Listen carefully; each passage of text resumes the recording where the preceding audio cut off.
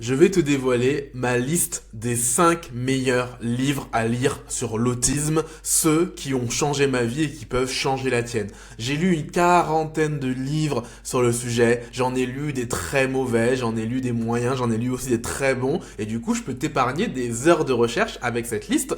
Avant de commencer, il faut que tu saches que il y a trois grands types de livres sur l'autisme. Il y a les biographies, donc là c'est une personne autiste qui va raconter des bouts de sa vie et comment l'autisme influe sur sa vie. Tu vas avoir les descriptions plus cliniques, où on essaye vraiment de décrire ce que c'est l'autisme, souvent écrit par des psys ou des chercheurs, des chercheuses. Et t'as la dernière catégorie qui sont les livres militants où là on va avoir un propos de revendication. Alors évidemment les livres peuvent se mélanger selon les catégories et j'essaie de te prendre un livre par catégorie. À chaque fois je vais t'expliquer le concept du livre, pourquoi je l'ai aimé et les 3 citations qui m'ont marqué.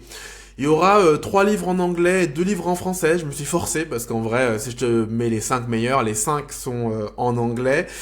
J'ai enlevé le livre The Lost Girls of Autism qui aurait largement sa place limite en première position parce que c'est un livre qui est pas forcément accessible si t'as jamais rien lu d'autre. C'est un livre qui explique pourquoi on s'est trompé sur l'autisme entre guillemets féminin et comment les femmes autistes ont un autisme qui se présente différemment. Si tu veux, je te ferai un résumé un jour sur ce livre. Ceci étant dit, on peut commencer avec le premier livre qui s'appelle Is This Autism? Is This Autism, c'est un livre qui est écrit par des psys qui font un constat très énervé, elles sont en colère de l'état de la formation des psys. Elles disent que vraiment les psys sont pas du tout formés sur l'autisme, que 86% des psys reconnaissent qu'ils ont peu de connaissances sur l'autisme. Alors c'est pas des psys, c'est des professionnels de santé. Entre 90 et 97% des adultes autistes ne le savent pas et que du coup c'est un grand gâchis.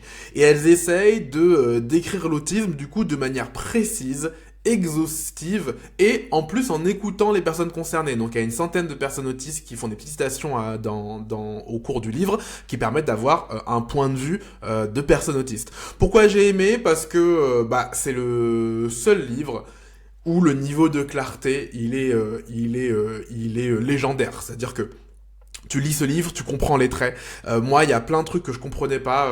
Je vais donner un exemple. Le trait qui est la routine. Le critère de la routine, je me disais, c'est bizarre, moi je suis une personne spontanée, est-ce que je suis vraiment autiste parce que j'ai pas de routine. Bon, c'est vrai que je porte souvent des marinières, ça c'est vrai, mais à part ça, je vois pas trop la routine. Et en fait, elle t'explique que le critère, c'est pas routine, le critère, c'est plutôt des îlots de psychorigidité. Et elles expliquent quels sont les îlots de psychorigidité. Donc ça peut être le sens envahissant d'autonomie. C'est un truc dans lequel je me reconnais. Quand on me dit de faire un truc, j'ai plus envie de le faire, même si c'est un truc que je voulais faire. Ça peut être un sens de la justice inhabituel, où vraiment ça te fait péter des crises qui peuvent étonner les gens autour de toi. Je me reconnais encore. Elle t'explique que cette psychorigidité, ça peut être le besoin de correction impérieuse. Quand on dit des trucs faux, t'as du mal à laisser passer. Ça me concerne aussi. Elle explique que la psychorigidité, ça peut être aussi le refus de jeter des objets. Et là, pour le coup, je me reconnais totalement. J'accumule des objets qui servent à rien. Même dans mon frigo, j'ai des trucs périmés que je laisse dans mon frigo, comme si j'avais envie de me punir que c'était périmé, que c'était un musée pour me rappeler que j'avais laissé périmer un truc.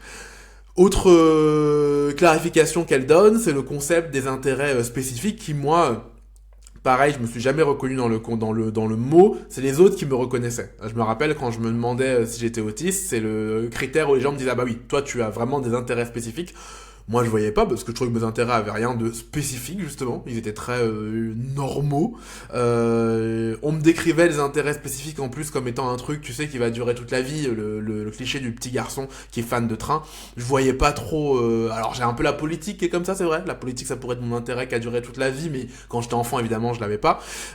Et donc voilà, elles réécrivent le truc et elles te disent qu'en fait ce qui est important c'est pas le sujet de l'intérêt, c'est son intensité. Et donc c'est pas des intérêts spécifiques, ni encore pire des intérêts restreints, c'est des intérêts spécifiques. Et t'as plein d'autistes qui ont plein d'intérêts très variés, mais qui vont vraiment avoir une intensité dans l'intérêt et qui se comportent limite, j'aime beaucoup cette analogie qu'elles font, qui se comportent comme on se comporterait avec un crush amoureux. Donc un crush amoureux, quand tu as un crush sur une personne, ça peut durer toute ta vie, ça peut durer aussi juste 2-3 jours. Bah effectivement là je me reconnais, moi j'ai des sujets qui, c'est vrai, me tiennent la vie, quelques-uns, mais j'ai surtout des espèces de fixettes pendant des 3 jours, une semaine.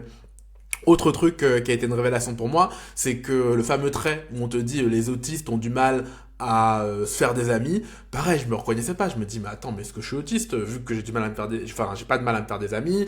Après je comprenais bien parce qu'on te le dit souvent que il y a le faut regarder quand t'étais enfant. Oui, quand j'étais enfant j'avais plus de mal, c'est vrai, mais ça me paraissait pas limpide. Et dans leur livre, elles réécrivent sur le fait que en fait les autistes ont tendance à fréquenter d'autres autistes. Et maintenant que j'ai ce framework, enfin j'ai cette grille de lecture, c'est vrai que je me rends compte que si j'ai pas de mal à me faire des amis, c'est parce que sans me rendre compte, je vais vers d'autres personnes autistes et du coup c'est plus fluide parce qu'on se comprend. 3 citations que j'adore dans ce livre. La première, c'est: l'autisme ne peut pas et ne doit pas être écarté uniquement parce qu'une personne présente certains comportements considérés comme non autistiques. Selon notre expérience, de nombreux cliniciens, pourtant bien formés, non seulement passent à côté de traits autistiques moins évidents, mais ils excluent parfois aussi à tort l'autisme lorsqu'ils observent ce qu'ils estiment être des caractéristiques ou comportements non autistiques. Un nombre incalculable d'autistes se sont vus refuser un diagnostic parce qu'ils ou elles établissent un contact visuel typique, utilisent des formules de politesse de base, ont des amis, sont socialement engagés ou apprécient le sarcasme. Nous avons également rencontré des cliniciens qui écartent l'autisme simplement parce qu'une personne est mariée et heureuse, qu'elle ait un parent aimant ou aimante, ou qu'elle réussit dans son domaine.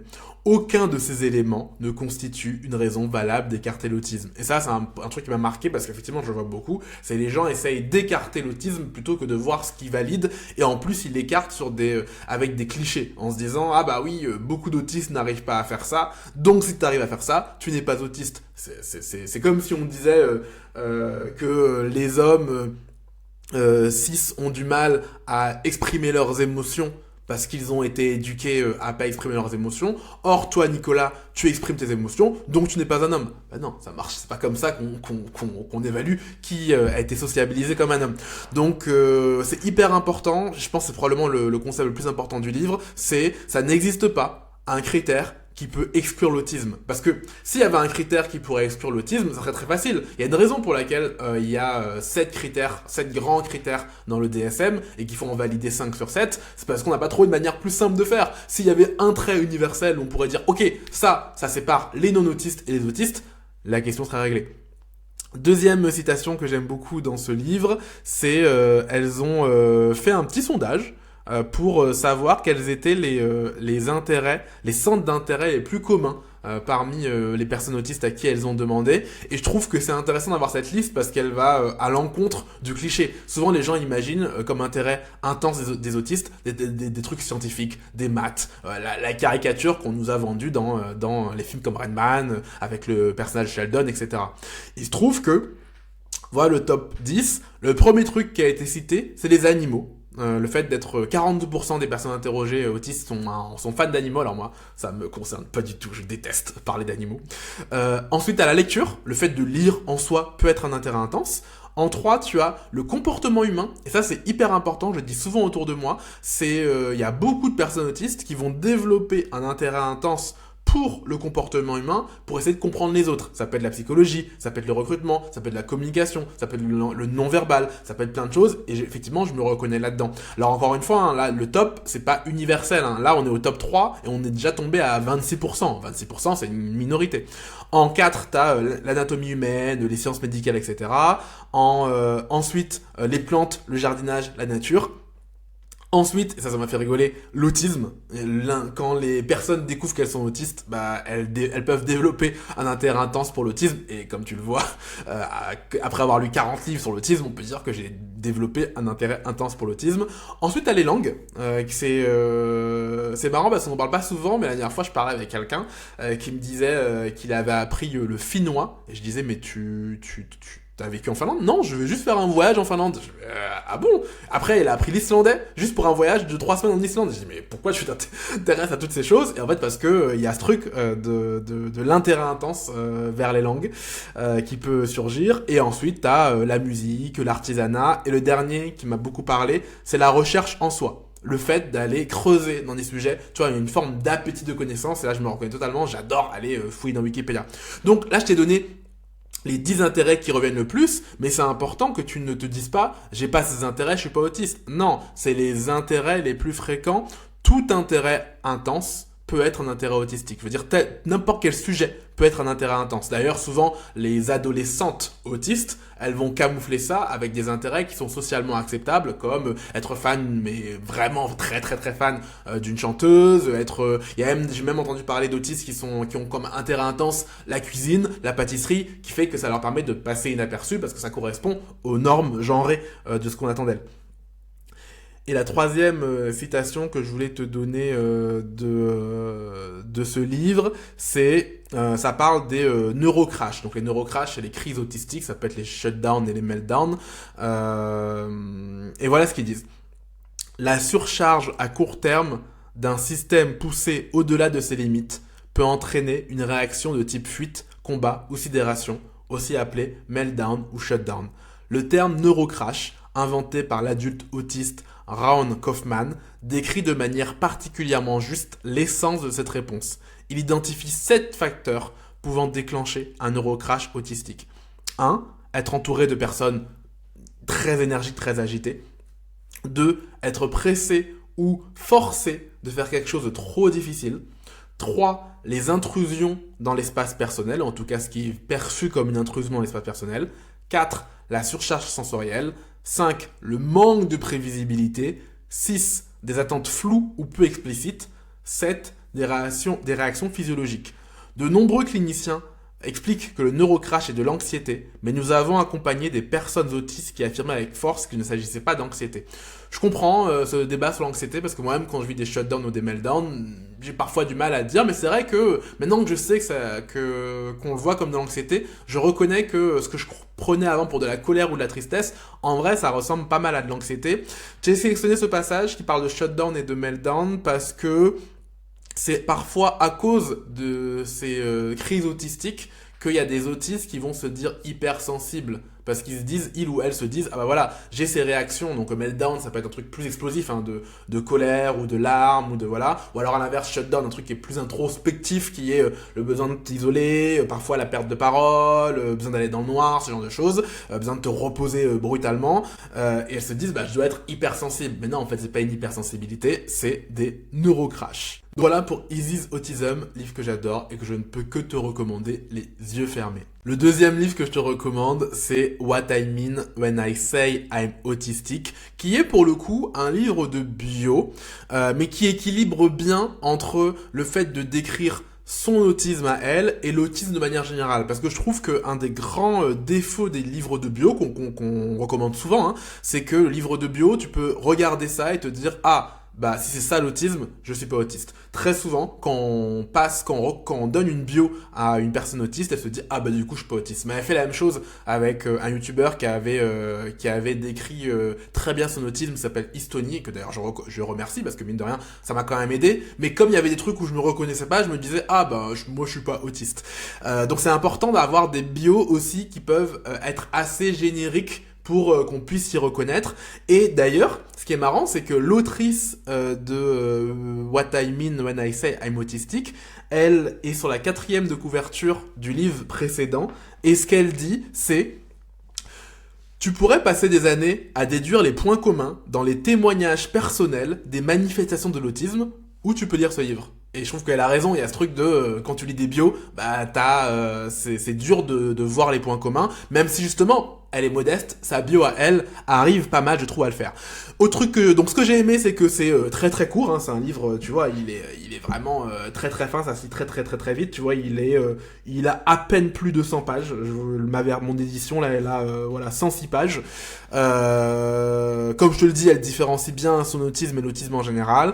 C'est pas parfait, mais je crois que c'est la bio où les gens se reconnaissent le plus, où les gens autistes se reconnaissent le plus quand je la passe. 3 citations que j'adore. La première, c'est à quel point suis-je autiste? En continuant à me documenter sur l'autisme, j'ai constaté que je ne me reconnaissais pas dans beaucoup des traits stéréotypés. J'ai donc commencé à penser que je pouvais être à moitié autiste, parce que je n'évitais pas le contact visuel, et je n'avais pas un visage ou une voix sans expression.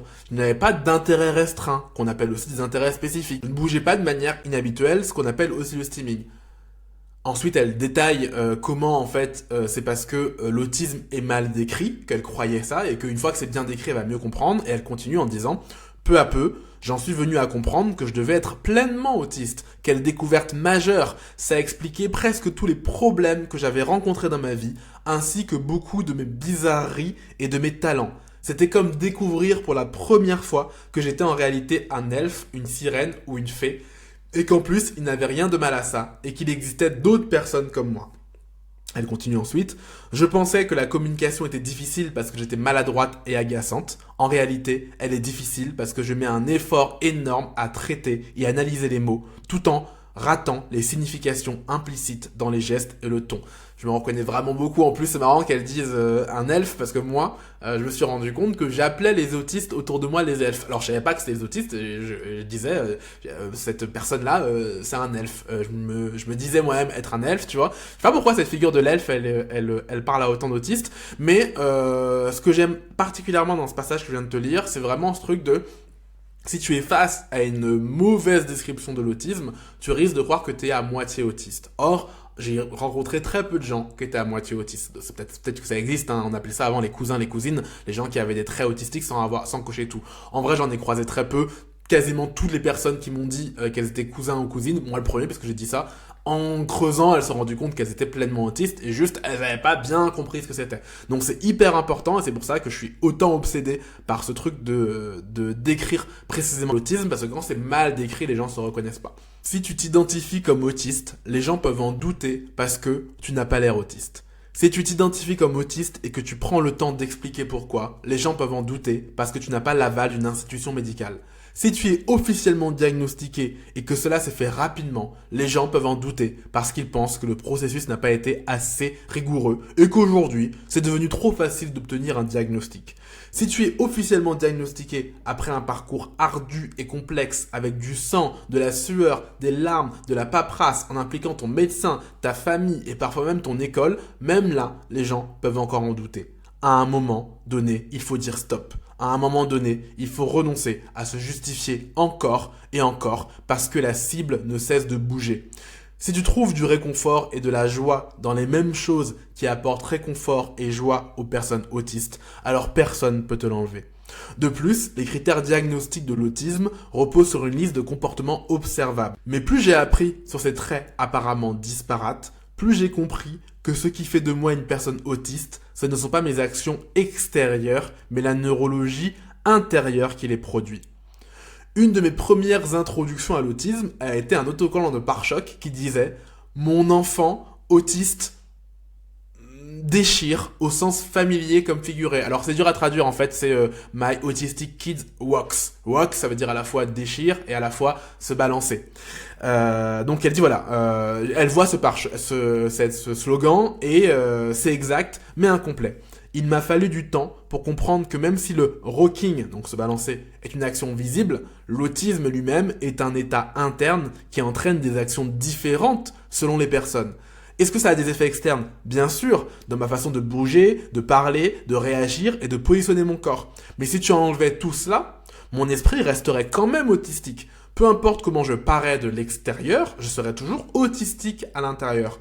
Cependant, c'est une manière relativement nouvelle de penser l'autisme. Historiquement, dans le DSM, l'autisme a été défini par une liste de comportements. En regardant de plus près, la plupart de ces comportements sont en fait les traits qu'un certain type de cerveau manifeste sous le stress.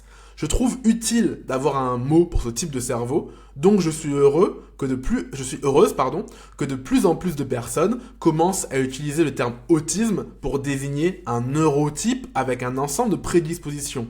Dès la naissance, ça rend certaines choses plus agréables et d'autres plus difficiles. Cela rend une personne plus vulnérable à certains types de stress sans que ça ne soit une fatalité.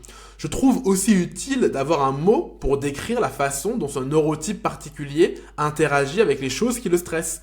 Le DSM appelle ça trouble du spectre de l'autisme, mais je préfère dire stress autistique. Ça varie dans le temps, selon l'environnement et l'intensité d'éventuelles conditions associées. Ainsi, une personne peut remplir les critères pour un diagnostic du trouble du spectre autistique à certains moments de sa vie, mais pas à d'autres, tout en restant continuellement autiste. Employer le mot autisme pour désigner à la fois le neurotype, donc le cerveau, et sa réaction au stress a créé beaucoup de confusion, beaucoup de stigmatisation et beaucoup de manque de soutien. Les deux me décrivent pourtant avec justesse, mais quand je dis que je suis autiste, en général, je parle de l'autisme comme d'un neurotype. Alors ce passage vraiment, il est incroyable parce que effectivement, ça met le doigt sur un truc qui me dérangeait, j'arrivais pas à dire quoi. C'est quand les gens parlent d'autisme, ils veulent te dire effectivement comment se comporte une personne autiste quand elle est stressée. Et ils te racontent jamais l'autisme, ce que c'est de l'intérieur. On te raconte du coup rarement la sensorialité, le fait que les autistes vont avoir des sens surdéveloppés ou au contraire sous-développés. On te parle vraiment que du stress autistique. Et je trouve ça intéressant qu'elle sépare les deux, de dire d'un côté il y a le trouble du stress autistique et de l'autre il y a l'autisme en tant que neurologie. Et je connais des gens effectivement qui sont pleinement autistes, mais qui n'ont pas trop du trouble de stress autistique parce qu'ils ont réussi à aménager leur vie de manière à respecter leur cerveau. Et je connais d'autres personnes qui sont tout aussi pleinement autistes mais qui ont vraiment du stress autistique. Dernière citation, la troisième. Ce n'est que dans ma trentaine que j'ai compris que certaines personnes considéraient le fait de corriger des erreurs factuelles comme une manœuvre de pouvoir. Cela explique pourquoi les enseignants appréciaient rarement que je leur fasse remarquer leurs erreurs. Ils y voyaient une tentative de leur usurper leur autorité. J'ai eu des réactions similaires de la part de camarades, de collègues et d'autres personnes dont l'autorité était équivalente à la mienne parce qu'ils pensaient que j'essayais de me montrer supérieur à eux. Rien n'était plus éloigné de la vérité. Pour moi, montrer à quelqu'un où il ou elle se trompe, c'était l'aider à éviter les conséquences de son erreur. C'est une recherche collaborative de la vérité, pas une manœuvre de pouvoir. Donc là tu comprends, c'est le trait qu'on a décrit dans le premier livre, c'est le besoin impérieux de correction qu'elle ressent. Elle continue. Quand les personnes autistes ignorent les jeux de pouvoir auxquels les autres jouent, nous menaçons parfois involontairement leur structure de pouvoir. Cela explique pourquoi les harceleurs de tout âge ont tendance à s'en prendre aux autistes.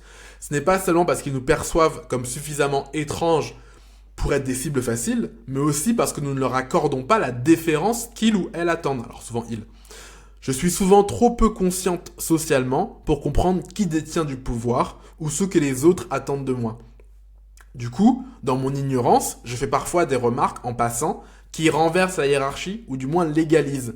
C'était comme si j'étais celle qui crie « le roi est nu ». Et les harceleurs n'aiment pas ça. J'aurais eu moins d'ennemis si j'avais appris plus tôt dans ma vie que mettre en lumière les failles de quelqu'un pouvait menacer son statut, et cela va bien au-delà du fait de corriger les erreurs. Faire une suggestion peut laisser entendre que la personne faisait mal les choses. Faire une demande peut suggérer que la personne a négligé de le faire. Proposer de l'aide peut impliquer que je ne fais pas confiance aux capacités de la personne. Parfois, ces interprétations sont vraies, mais le plus souvent, elles ne me viennent même pas à l'esprit. Il ne me vient pas à l'esprit que quelqu'un puisse l'interpréter de cette façon jusqu'à ce que je reçoive une réaction froide, sarcastique ou méprisante. Et vraiment, je pense, c'est le passage que je trouve le plus important, de comprendre comment le besoin de correction impérieuse, la tendance à la franchise que les autistes ont, est vécu par les autres comme des manipulations, des jeux de pouvoir. Et tant que tu comprends pas ça, tu risques de vivre du rejet des autres, ce qui est malheureux évidemment. Donc voilà pour ce livre qui a longtemps été de très loin le livre que je recommandais le plus, mon livre préféré. Ça reste un livre que je recommande beaucoup parce qu'il est beaucoup plus court que le précédent. Et en plus en vrai il y a une petite dimension militante. C'est un peu un livre qui mélange les trois genres dont j'ai parlé, parce qu'à la fois il y a le côté biographie, à la fois elle a réussi à généraliser l'autisme, et à la fois il y a des petits moments militants un peu comme celui-ci. Le troisième livre que je vais te recommander est vraiment incroyable, c'est The Autist Guide to the Galaxy. C'est un livre qui raconte pourquoi les alistes, donc les non-autistes, te paraissent chelous comme ça. Et ce qui est fou, c'est qu'elle le fait d'une manière un peu humoristique, donc elle surjoue et elle force le trait, mais en forçant le trait, elle décrit bien comment on le vit, je trouve. L'autre truc qu'elle fait bien, c'est qu'elle donne des témoignages d'autistes, et tu peux te reconnaître dans des petites citations qui sont parsemées tout au long du livre. Et comme elle décrit l'alisme plutôt que l'autisme, et que l'alisme, donc les non-autistes sont plus nombreux, c'est plus facile à reconnaître. J'ai des amis qui me disaient « je suis pas autiste », mais par contre, quand je leur donnais des passages de ce livre, elles me disaient « ah bah, je suis l'inverse de ce qui est décrit dans ce livre ».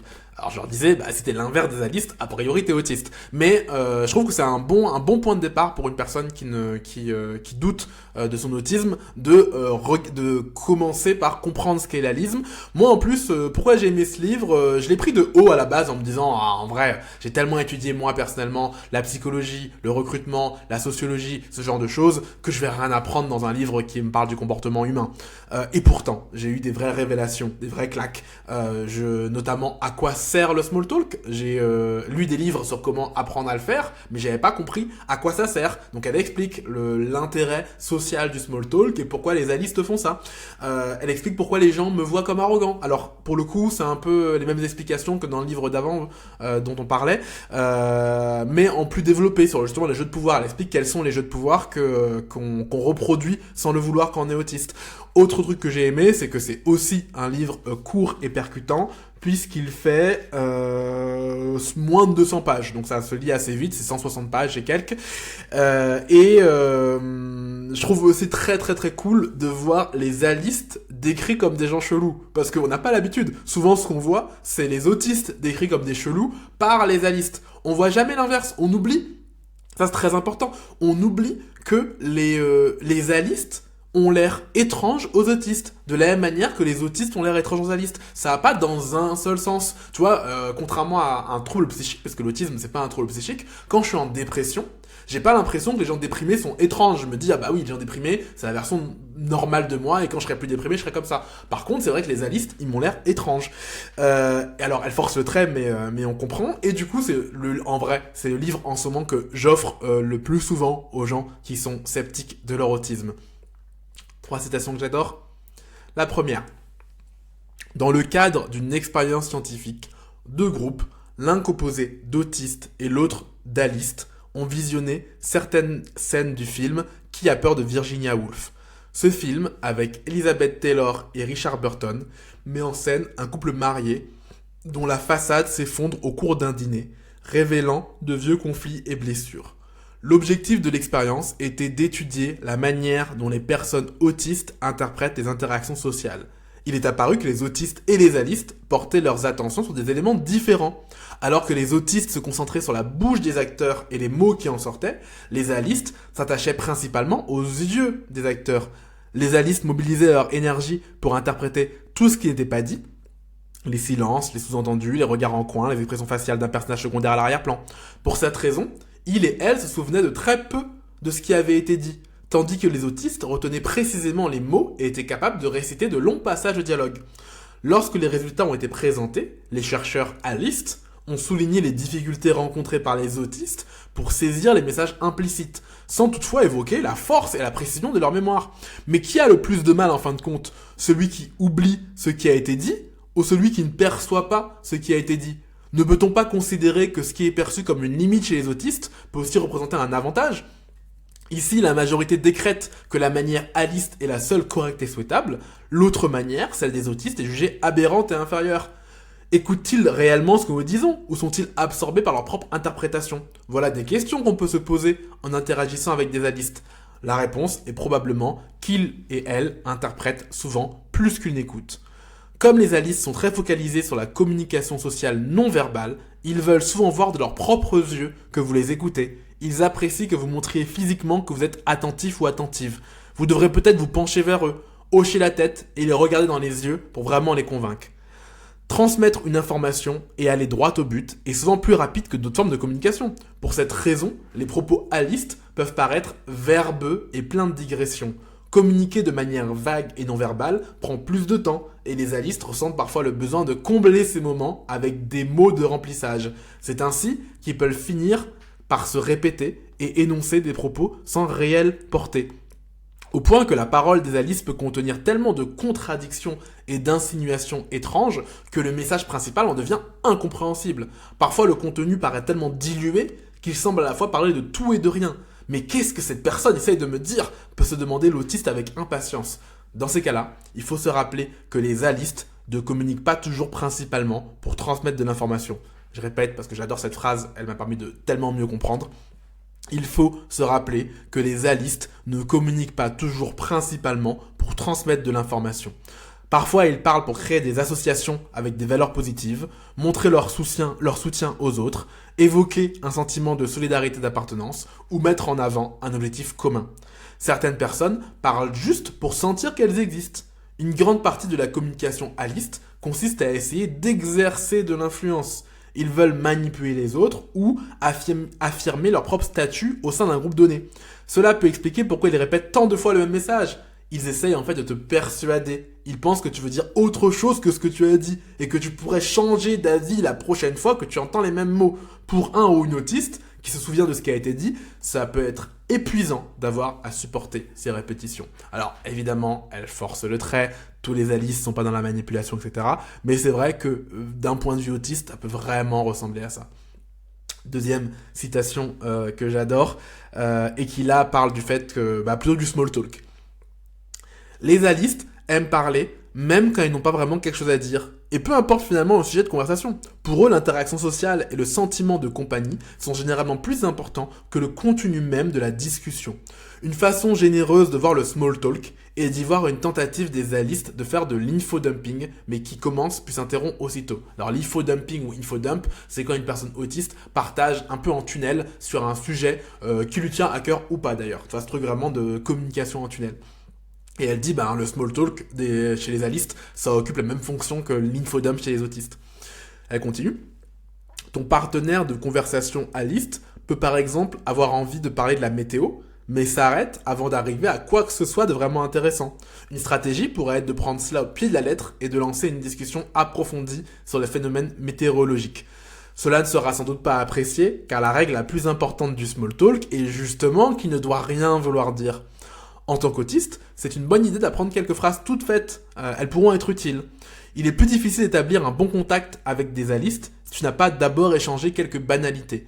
Pour une personne autiste, le small talk est difficile. Nous voulons y participer, mais nous n'y arrivons pas. Alors je rappelle qu'elle force le trait, il y a des autistes qui y arrivent. Cette incapacité n'a rien à voir avec de l'arrogance, mais comme les alistes peuvent le croire, autant mémoriser quelques phrases que tu pourras utiliser. Voir le glossaire pour quelques suggestions. Le small talk contient rarement quelque chose d'intéressant. Les autistes préfèrent aller droit au but et parler de choses qui comptent ou apprendre à vraiment connaître l'autre personne. Pour comprendre le small talk, il faut se rappeler que les alistes communiquent pour d'autres raisons que simplement échanger de l'information. Pour eux, ces bavardages apparemment vides ont en fait une fonction. C'est une façon de sonder, de tester l'ambiance. Ils utilisent le small talk pour se faire une idée de la personne avec qui ils parlent. Le sujet de la discussion n'a donc pas d'importance. C'est souvent ce qu'il y a de plus immédiat. La météo, la machine à café au travail, etc. Le but du small talk est de cerner qui est l'autre personne. C'est en réalité un jeu assez subtil. La difficulté pour les gens autistes, c'est que ce jeu contient trop de couches de faux semblants. Il faut parler et maintenir la conversation en mouvement sans rien dire qui puisse sembler même un peu controversé ou être interprété comme une promesse. Il faut que ça soit agréable et insincère, tout en sachant que tu es observé et jugé. Tu dois surveiller les expressions du visage, le langage corporel et réussir à parler sans rien dire de concret. En d'autres termes, c'est épuisant. L'autiste finit par se contorsionner et à la fin se retrouve complètement bloqué. La chose étrange à propos des alistes, c'est qu'il et elle sont simultanément préoccupés par les autres et par la nécessité de garder une distance. Il et elle maintiennent une façade et évitent de se rapprocher trop. En même temps, ils se soucient énormément de ce que les autres pensent d'eux. Beaucoup ne voient pas cela comme une contradiction, mais comme quelque chose de tout à fait normal. Alors encore une fois, comme les caricatures, elle passe à côté de choses. Par exemple, quand elle dit que les alistes mettent de la distance, c'est vrai, j'ai ce sentiment aussi, parce que moi je parle très vite de sujets profonds, mais il y a un trait autistique qui consiste aussi à parler très vite de trucs très... Il y a un trait autistique qui est l'inverse, qui consiste à ne pas avoir envie de partager des choses sur soi. Donc dans l'autisme, il y a ce truc un peu de dosage. T'arrives pas, donc tu peux à la fois partager beaucoup d'infos sur toi, à la fois pas en partager. Mais tu comprends, elle dresse des grandes lignes pour qu'on puisse comprendre le problème général sur le small talk. Et effectivement, alors j'ai une vidéo sur le sujet de pourquoi le small talk c'est difficile pour moi.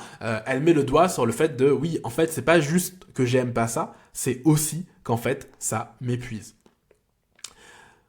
Dernière citation. Si tu veux rendre un ou une aliste heureux, heureuse, il vaut mieux éviter de répondre honnêtement à ces questions concernant sa vie privée, ses vêtements, son poids ou sa famille. Ces questions ne sont généralement pas posées pour obtenir une réponse sincère, mais plutôt comme une demande de compliment. Être diplomate est légèrement différent de mentir. La diplomatie consiste à savoir quand il est approprié de dire ce que tu penses et dans quelle situation il vaut mieux se taire. Cela peut aussi signifier enjoliver un peu ta réponse. Par exemple, prends la question « As-tu aimé la nourriture que j'ai préparée ?» Il y a plusieurs réponses possibles. « Non, je n'ai pas aimé. » La vérité. Les choux de Bruxelles ne sont d'habitude pas mes préférés, mais la combinaison avec l'omelette était intéressante. Ça, c'est une réponse diplomatique. Ou alors, oui, c'était délicieux. Là, c'est carrément un petit mensonge de politesse. Cependant, les alistes confondent malhonnêteté et diplomatie. Ils peuvent avoir tellement peur de la vérité qu'ils considèrent qu'un mensonge est plus diplomatique qu'une réponse franche. Ici, ils s'arrogent un droit qu'ils n'ont pas vraiment, décider de ce qui est le mieux pour la personne à qui ils mentent. Le mensonge par flatterie est aussi une manière acceptée de naviguer dans le paysage social. Les alistes peuvent faire des compliments pour grimper dans la hiérarchie sociale du groupe auquel ils ou elles veulent appartenir. De la même façon, ils ou elles peuvent dire du mal des autres et répandre des fausses rumeurs pour rabaisser le statut de quelqu'un. Les alistes mentent pour éviter les conflits ou ne pas blesser quelqu'un, obtenir du pouvoir, minimiser les problèmes et les erreurs, exagérer leur propre importance, etc., etc. Pour les alistes, la hiérarchie d'un groupe est importante. Qui est le chef? Qui est en bas de l'échelle? Ils et elles aiment établir cela rapidement. Certaines personnes sont mises en avant et deviennent populaires dans certains contextes, la famille, la classe, le groupe d'amis, etc.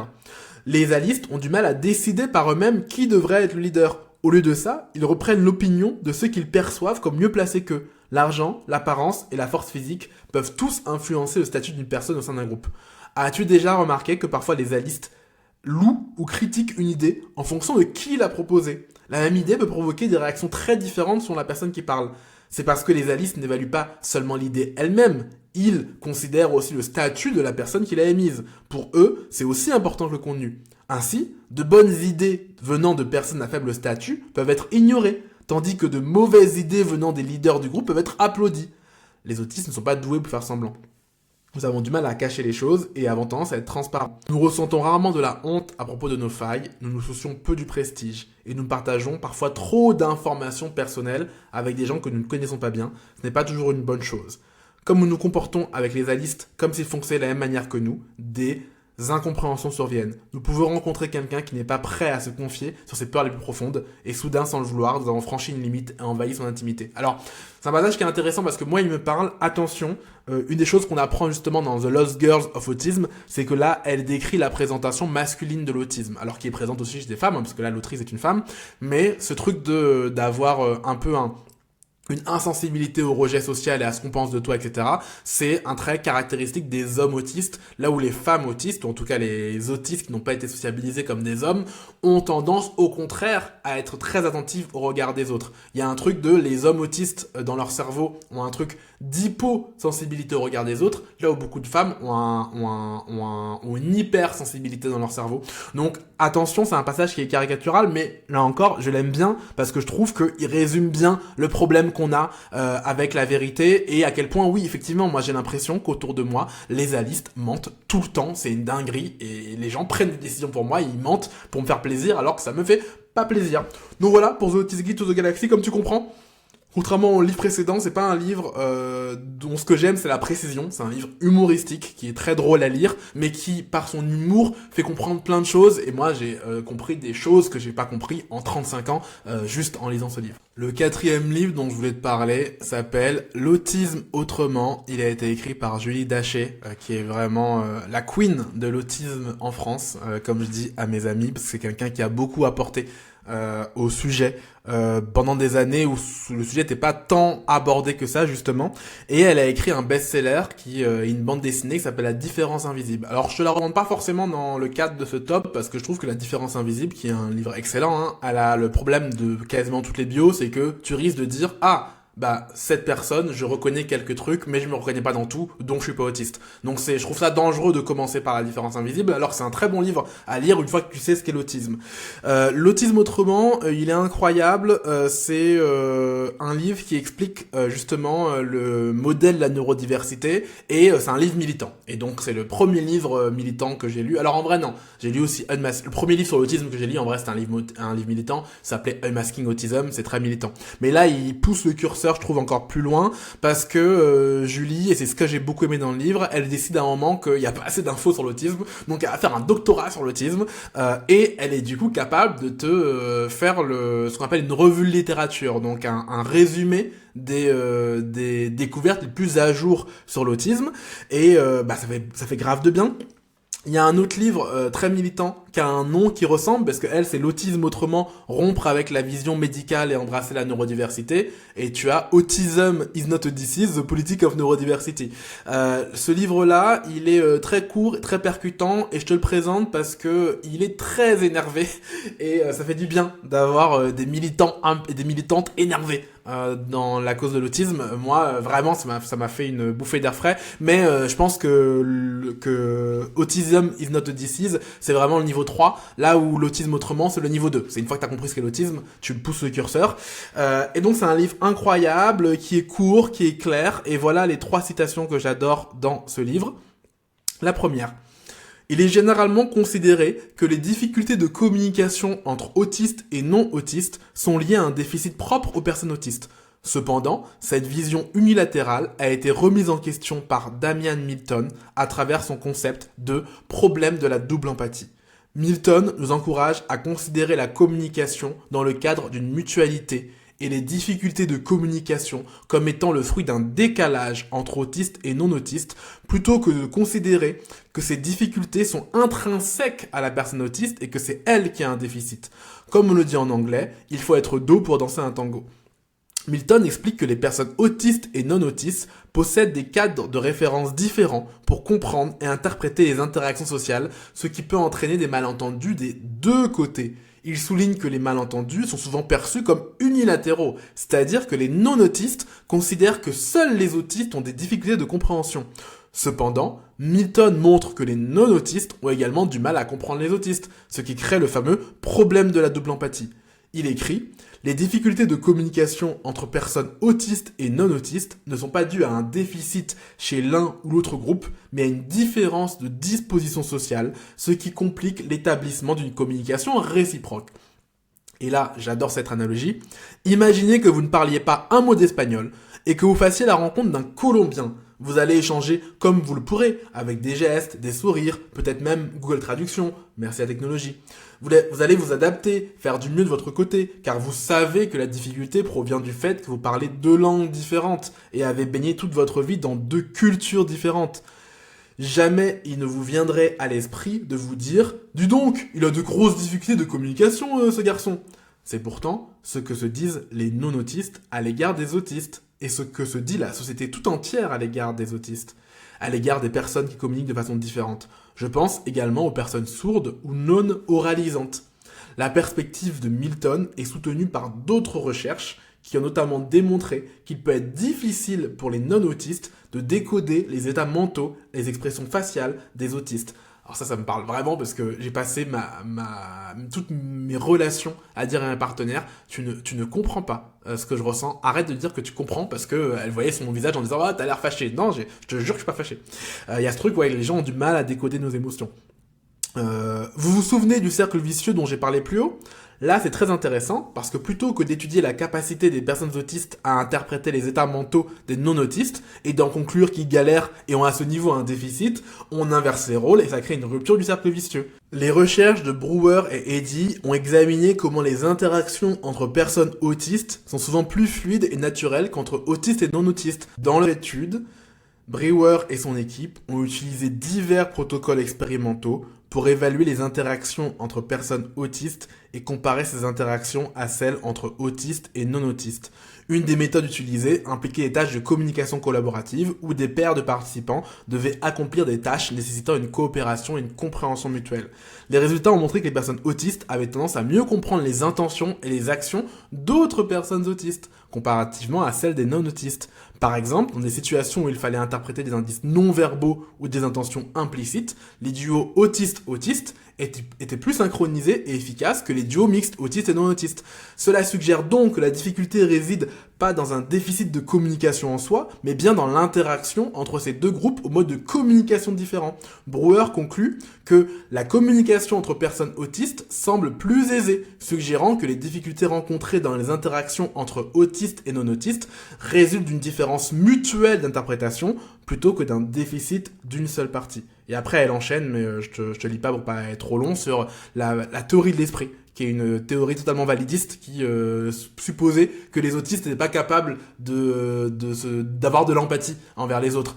Mais encore une fois, on revient à cet exemple du Colombien. C'est très bizarre de dire ah vous avez pas d'empathie parce que les autres parce que vous ne comprenez pas, sachant que la non compréhension elle est mutuelle. Et je trouve ça hyper important de l'avoir en tête. Deuxième citation. Je ne suis pas un neurotypique bizarre, je suis un autiste parfaitement normal. Et c'est normal que je sois différent. Cette phrase, vraiment, elle m'a mis une claque. Je l'ai retrouvée dans plein d'autres livres. Plein de gens ont cette phrase. Et elle m'a beaucoup parlé de, je suis pas un aliste bizarre, je suis un autiste normal. Elle continue.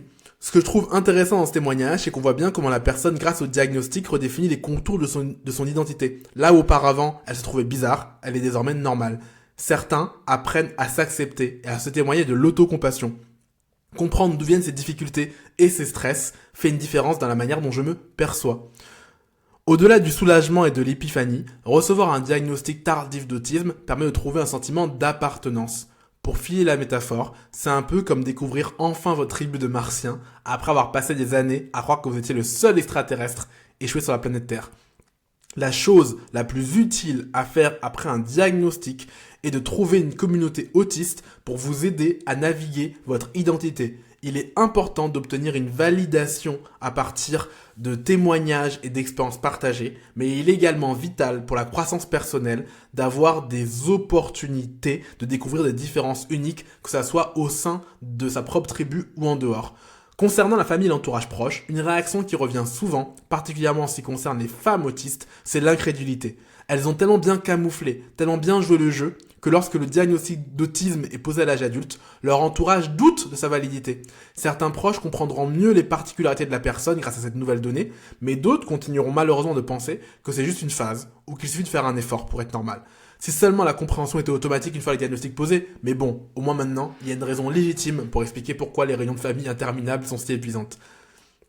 Les personnes qui expriment plus de fierté vis-à-vis de leur identité autistique ont une estime de soi plus élevée, comme cet adulte qui exprime « j'apprends à être fier de mon autisme ». A l'inverse, ceux et celles qui ressentent de l'insatisfaction par rapport à cette identité ont une estime de soi plus faible. D'où l'importance du soutien post-diagnostic.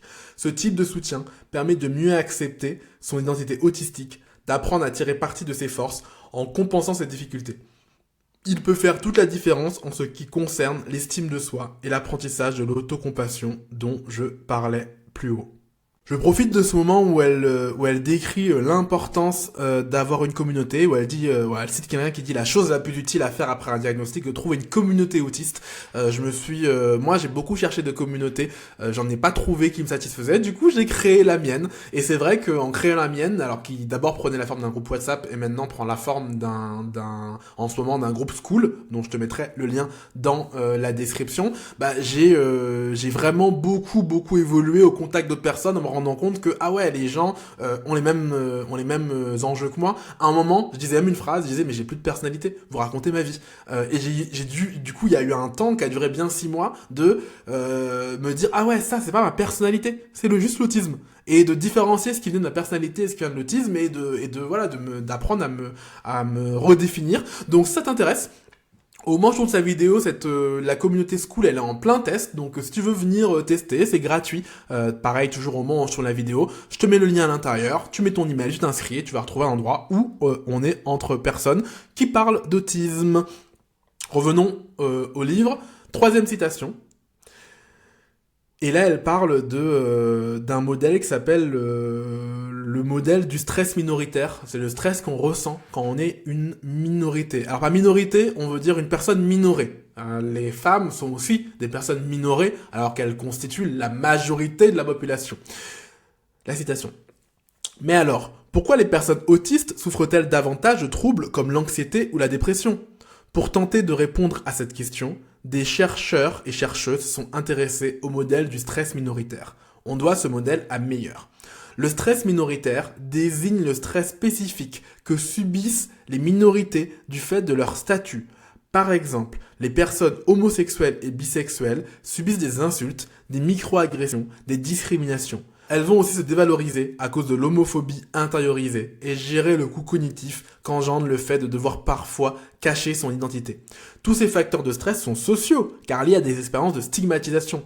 Ils viennent s'ajouter aux autres facteurs de stress auxquels le reste de la population est soumise, comme le coronavirus, par exemple, qui est un facteur de stress que tout le monde a subi. Le modèle du stress minoritaire peut contribuer à expliquer les disparités qui existent entre la santé mentale et physique des groupes minoritaires qui sont stigmatisés et les autres. Vous commencez à avoir le lien avec l'autisme ? Deux chercheurs, Botta et Frost, ont récemment appliqué le modèle du stress minoritaire à la population autiste. Ils ont analysé si et dans quelle mesure les facteurs de stress sociaux pouvaient influer sur la santé mentale des personnes autistes. Les résultats montrent que les facteurs de stress minoritaire sont significativement associés à une détérioration du bien-être psychologique et à une augmentation de la détresse psychologique. Par exemple, le fait de dissimuler son autisme et de s'attendre à être rejeté ont été fortement corrélés avec une baisse du bien-être social et psychologique. Cette étude, co-menée par Monique Botta, est la première à avoir appliqué le modèle du stress minoritaire à la communauté autiste. Ces résultats ouvrent des perspectives intéressantes en faisant le lien entre stigmatisation sociale et santé mentale.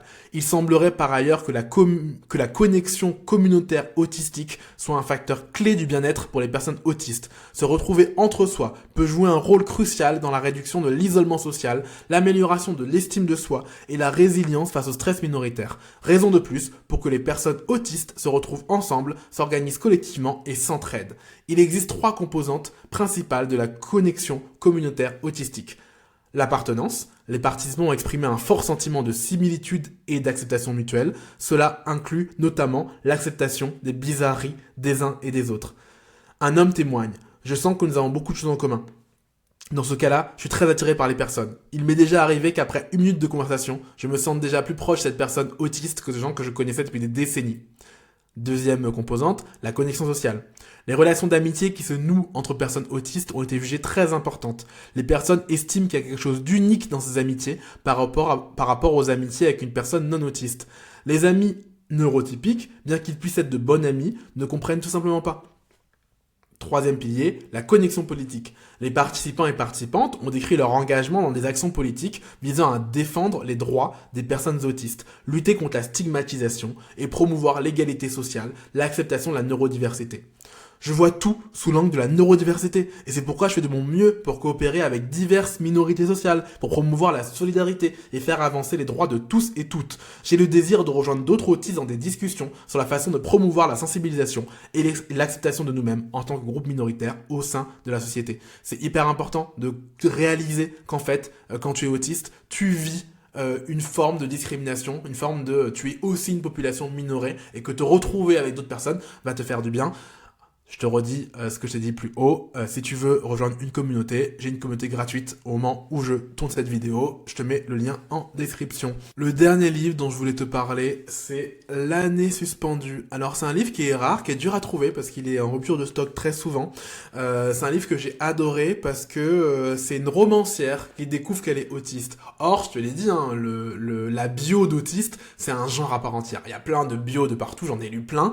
Et ce qui est intéressant dans cette bio, c'est alors non pas qu'elle arrive à bien généraliser l'autisme, au contraire, elle parle vraiment de son autisme à elle, elle fait même plein d'erreurs sur ce qu'est l'autisme, mais ce qui est intéressant, c'est que comme c'est une romancière, elle écrit mieux, et comme elle écrit mieux, il y a des trucs vraiment qui peuvent te remuer, elle a pris le parti de décrire comment s'est passée l'année où elle a attendu le diagnostic. C'est pour ça que ça s'appelle L'année suspendue. Pourquoi j'ai aimé? Je l'ai dit, elle écrit vraiment bien. C'est du coup intéressant pour comprendre ce qu'elle vit. Et surtout, son parti pris qui est un cheminement de doute, il est beaucoup plus universel que les traits, je trouve. Autant c'est dur d'expliquer à quelqu'un les traits autistiques, autant le doute par lequel on passe quand on se demande si on est autiste, je trouve qu'elle le décrit de manière très universelle et que tout le monde peut s'y rattacher. D'ailleurs, c'est un des défauts du livre, c'est que comme elle doute, elle peut te faire douter avec elle.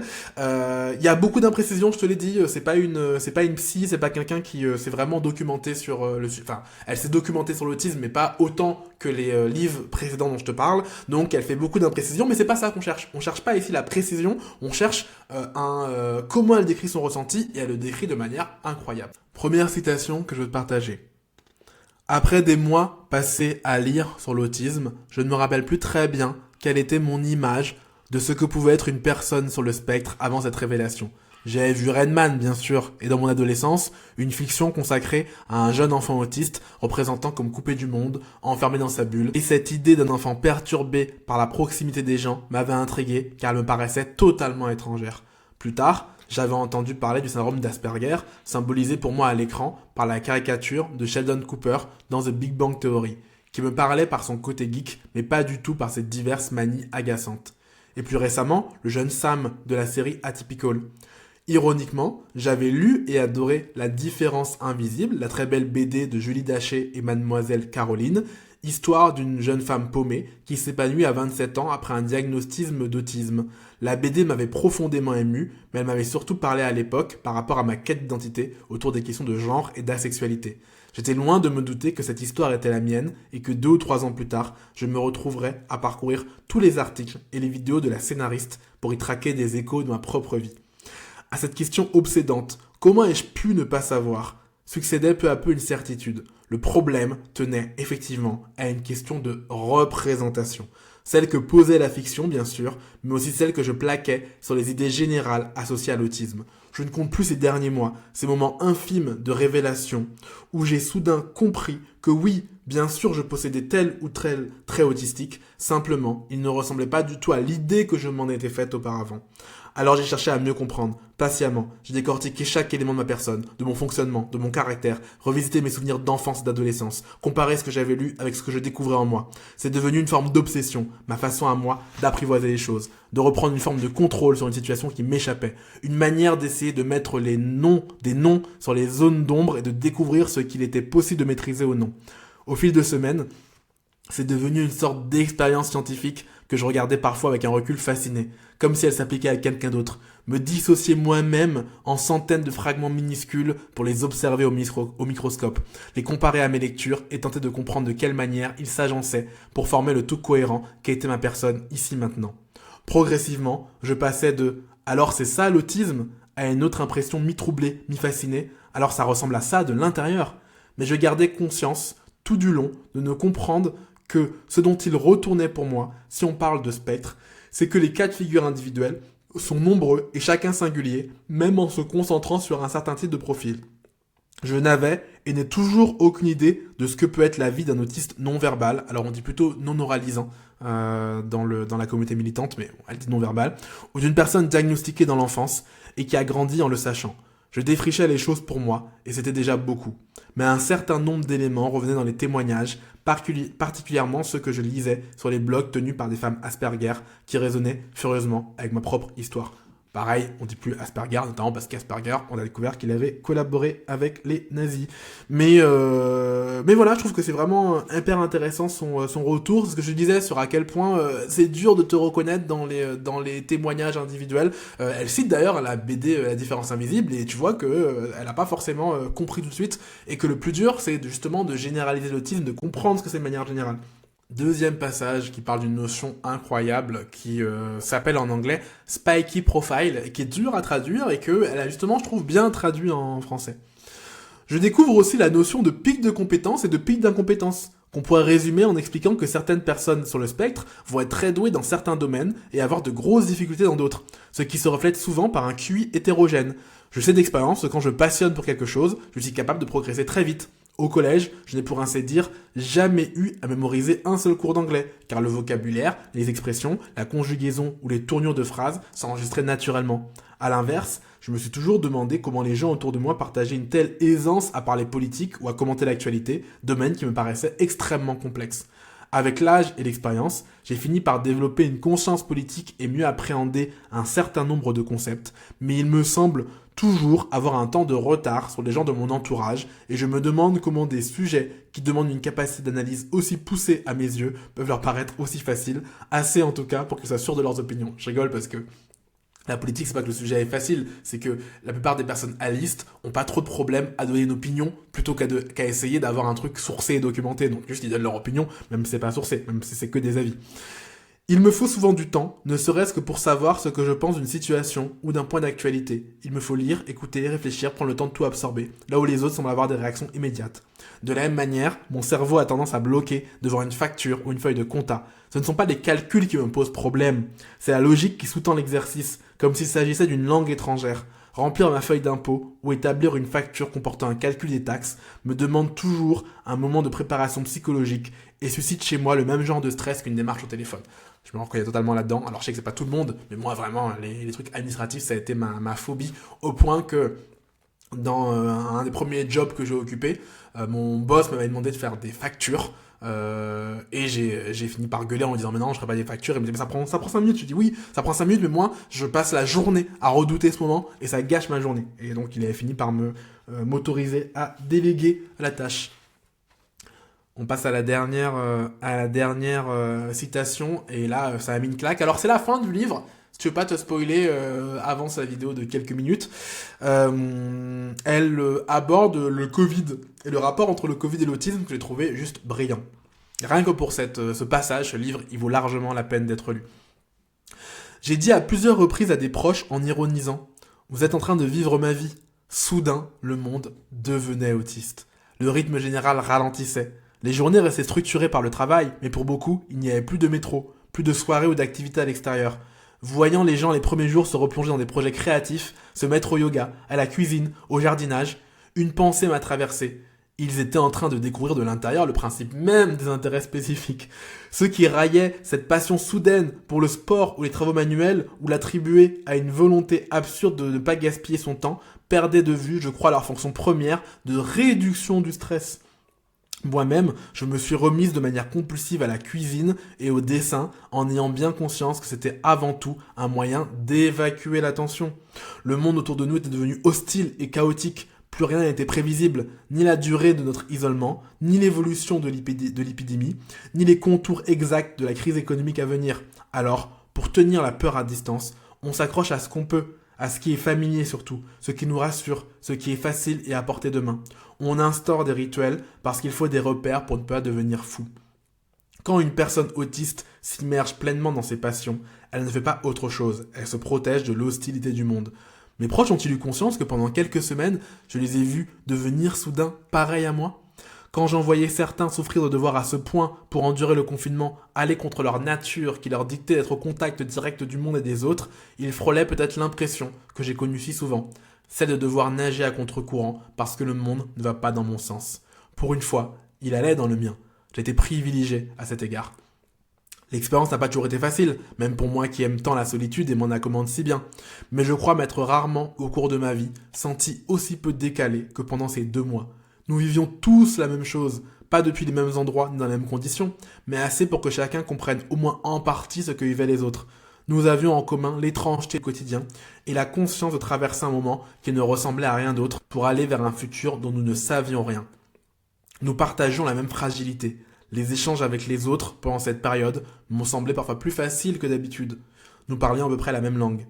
J'ai beaucoup réfléchi, dans cette bulle d'isolement, à la notion de handicap et ce qu'elle a de relatif. Je manie encore ce terme avec précaution en relation à l'autisme car c'est un sujet complexe. Dans mon cas particulier, si les difficultés sociales me semblent davantage relever d'une forme de malentendu culturel que d'un handicap en tant que tel, la fatigue et les troubles sensoriels ont pris des proportions que je ne peux décrire autrement que comme handicapantes.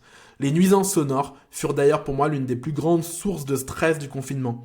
Mes voisins du dessus ne sortaient plus jamais, eux non plus. Et je les entendais marcher constamment au-dessus de ma tête, faire vibrer le plafond à toutes les heures du jour sans que je ne puisse m'y soustraire.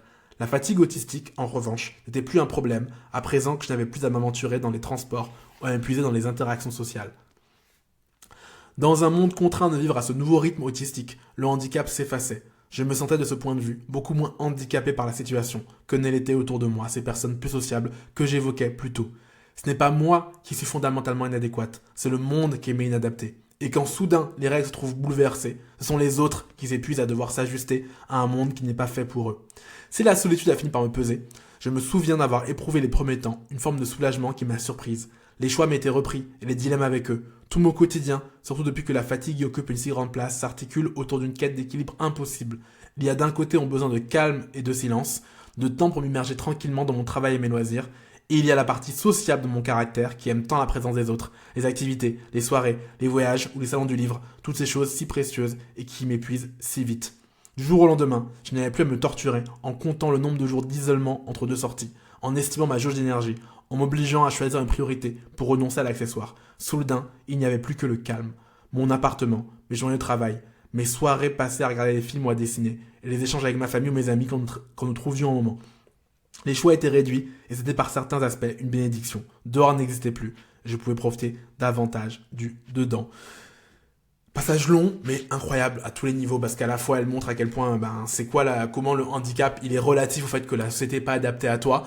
Elle montre aussi à quel point, l'autisme, et là pour le coup elle a mis le doigt sur un bon truc qui est décrit dans The Lost Girls of Autism, qui est en fait le cerveau autiste, c'est un cerveau en hypervigilance. Et comme c'est un cerveau en hypervigilance qui a tendance à voir des dangers de partout, je te résume très vulgairement, il va avoir besoin de prévisibilité parfois. Et là c'est pareil, les alistes quand ils ont été soumis au Covid, ça leur a fait un truc d'imprévisibilité qui les a fait se comporter un peu comme des autistes. Voilà pour les 5 livres que je te recommande sur l'autisme. Si t'as aimé ces résumés, il y a des chances que tu aimes ma newsletter, puisque j'ai une newsletter qui parle d'autisme, que j'ai créée parce que justement j'en avais marre d'avoir de l'info floue, de l'info validiste, condescendante sur l'autisme. Donc j'ai écrit ce que j'aurais aimé lire quand je savais pas que j'étais autiste. J'ai écrit ce que j'aurais aimé lire à la place de l'autrice de l'année suspendue, quand moi j'étais dans mon année suspendue.